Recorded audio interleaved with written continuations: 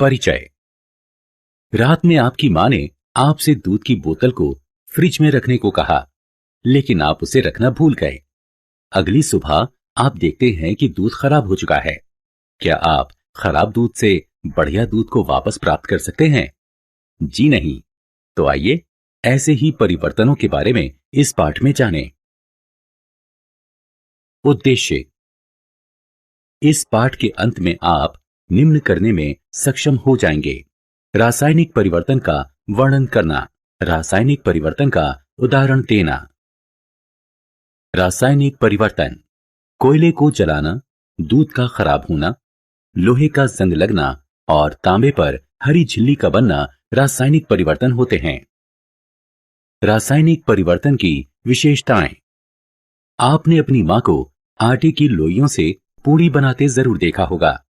क्या आप पूड़ी से लोई वापस प्राप्त कर सकते हैं? नहीं।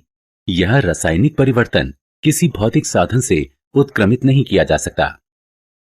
रासायनिक परिवर्तन के उदाहरण। बच्चों, आप अपने दैनिक जीवन में बहुत से रासायनिक परिवर्तन देख सकते हैं। क्या आपने लोहे के गेट या पार्क में पड़ी लोहे की बेंच पर भूरे रंग की झिल्ली देखी है? इस भूरी झिल्ली को जंग कहते हैं और इस प्रक्रम को जंग लगना कहते हैं। इस जंग का रासायनिक नाम है आयरन ऑक्साइड। जंग से बचाव। जंग धीरे धीरे लोहे से बनी धातुओं को खत्म कर देता है। आपने देखा होगा कि खिड़की या बालकनी में लगी लोहे की जाली में रंग लगा होता है। ये लोहे को जंग लगने से बचाता है। अतः हम लोहे को नम ऑक्सीजन या पानी के संपर्क से बचाकर जंग लगने से बचा सकते हैं। रंगाई, ग्रीस और तेल लगाना। लोहे पर जिंक की परत चढ़ाकर, जिसे यशद लेपन यानी गैल्वेनाइजेशन कहते हैं, और क्रोमियम की परत चढ़ाकर जंग से बचाया जा सकता है। रासायनिक परिवर्तन के उदाहरण। मैग्नीशियम की एक पट्टी लीजिए। इसके एक सिरे को लौ के करीब ले जाइए। यह एक विलक्षण सफेद रोशनी के साथ जलता है और भुरभुरी राख यानी मैग्नीशियम ऑक्साइड शेष बच जाती है। इस राख का गुण मैग्नीशियम से भिन्न होता है, अतः मैग्नीशियम का जलना एक रासायनिक परिवर्तन है। रासायनिक परिवर्तन के उदाहरण।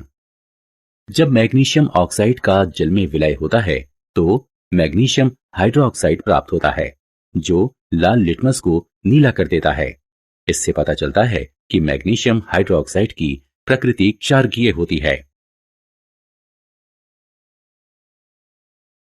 रासायनिक परिवर्तन के उदाहरण। आइए एक प्रयोग करें। एक बीकर में 1 चम्मच कॉपर सल्फेट लें। लगातार हिलाते हुए इसमें 100 मिलीलीटर पानी मिलाएं। इस विलयन में कुछ बूंदें सल्फ्यूरिक अम्ल की मिलाएं। आपको नीले रंग का एक विलयन मिलेगा। इसमें लोहे की एक कील डालें। कुछ समय बाद विलयन का रंग हरा हो जाएगा और लोहे की कील पर भूरे रंग की एक परत चढ़ जाएगी। ये परिवर्तन आयरन सल्फेट विलयन और कॉपर बनने के कारण हुए हैं। रासायनिक परिवर्तन के उदाहरण। छात्रों, सिरका और बेकिंग सोडा हमारे रसोई में आसानी से प्राप्त हो जाते हैं। एक प्याले में थोड़ा सा सिरका लीजिए। इसमें 1 चुटकी बेकिंग सोडा मिलाइए। आप फुसफुसाहट की आवाज सुनेंगे और इससे बुलबुले बाहर आते देखेंगे। इससे उत्पन्न हुई गैस कार्बन डाइऑक्साइड है। रासायनिक परिवर्तन के उदाहरण। उपरोक्त प्रयोग में यदि कार्बन डाइऑक्साइड चूने के पानी से गुजरती है तो चूने का पानी दूधिया हो जाता है। रासायनिक परिवर्तन का प्रयोग। छात्रों, क्या आप हमारे जीवन में रासायनिक परिवर्तन के महत्व को जानते हैं? ये अयस्क से धातु निकालने, दवाइयों के निर्माण, कृत्रिम और उपयोगी वस्तुएं जैसे साबुन और प्लास्टिक, फाइबर, खेती के लिए खाद और कीटनाशक में उपयोगी है। सारांश।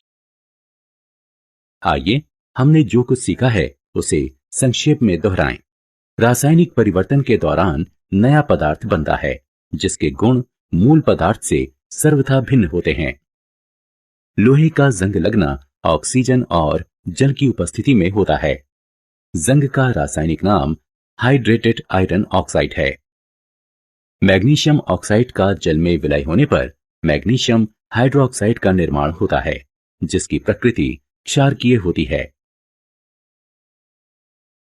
कार्बन डाइऑक्साइड चूने के पानी को दूधिया कर देता है।